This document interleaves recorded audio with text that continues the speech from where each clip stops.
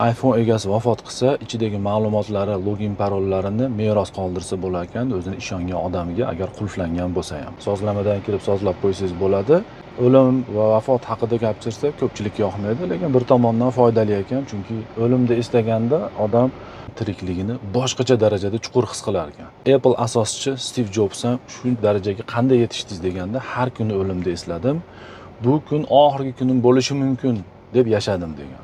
O'zi bu mavzuning ko'tarilishining sababi bir ustani, telefon ustani jiyani vafot qildi. Olamdan o'tdi. iPhone'ning parolini hech kim bilmaydi ekan. Juda harakat qildi, ochib beraman, boshqa qilaman deganlarni ham ichidagi hech qanaqa ma'lumotni ola olmadi. Nima sababdan vafot qilgan, birov qo'rqitganmi?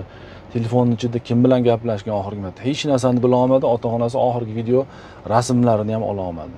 Shuning uchun ota-ona bo'lsangiz farzandingizga aytib qo'ying parollarini yoki farzand bo'lsangiz ota-onangizga aytib qo'ying. Xullas ishonchli odamingizga aytib qo'ying. Hech qachon o'lim ogohlantirib reja bilan kelmaydi. Allohim hammamizni bevaqt o'limdan saqlasin, ehtiyotini qilib qo'yaylik.